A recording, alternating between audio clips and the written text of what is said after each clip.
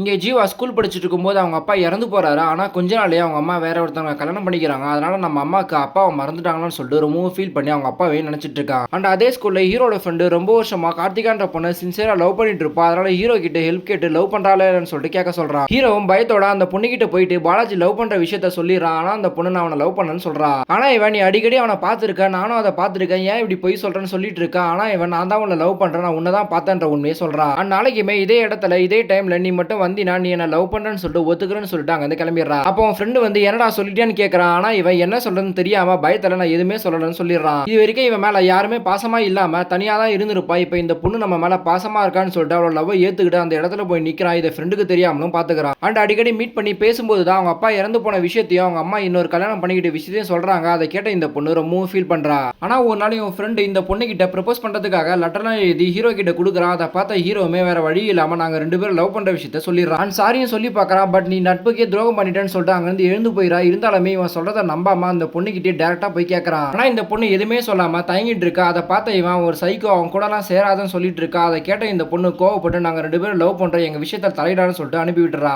இருந்தாலுமே இவன் friend call பண்ணி எவ்வளவு சொல்லி சாரி கேட்டு பார்க்கறான். ஆனா இவன் சுத்தமா ஏத்துக்க மாட்டான். அண்ட் ஒரு நாள் இவங்க ஃபாரஸ்ட்ல தனியா மீட் பண்ணி ஃபர்ஸ்ட் கிஸ் அடிக்கலாம்னு சொல்லிட்டு வராங்க. அப்பன்னு பார்த்து போலீஸ்காரங்களாம் வந்து இவங்களை பிடிச்சிடறாங்க. ஆனா இந்த விஷயம் இவங்க ரெண்டு பேர் வீட்டுக்குமே தெரிஞ்சு பெரிய பிரச்சனையாடுது. அதனால இவங்க ரெண்டு பேரும் பிரிச்சுறாங்க. இருந்தாலுமே இந்த பொண்ணை பார்க்க முடியாம இவங்க வீட்டுக்கே வந்துடுறான். அப்ப இந்த பொண்ணு இவங்கிட்ட இன்னும் ஒரு மாசம் தான் எக்ஸாம்லாம் முடிஞ்சு நம்ம ரெண்டு பேரும் மீட் பண்ணலாம்னு சொல்லிட்டு சத்தியம் வாங்கியா. இவனுமே இந்த பொண்ணோட பேச்சு கேட்டு அங்கிருந்து கிளம்பிடுறான். பட் இந்த பொண்ணோட வீட்டுல எக்ஸாம் முடிகிற டைம்ல ஊரை விட்டே காலி பண்ணலாம்னு முடிவு பண்ணிடுறாங்க. இந்த விஷயம் தெரிஞ்சதுமே அவனை மீட் பண்ணு சொல்லிட்டு லெட்டர்லாம் எழுதி அவனோட ஃப்ரெண்டு கிட்ட கொடுத்துட்டு போறான். பட் இவன் ஹீரோ கிட்ட இந்த லெட்டரை கொடுக்காமலே விட்டுறான். அதனால இந்த பொண்ணை பார்க்க முடியாம போயிடுது. அதனால அவங்க வீட்டுல உட்காந்து ரொம்பவும் ஃபீல் பண்ணி அழுதுட்டு இருக்கான்.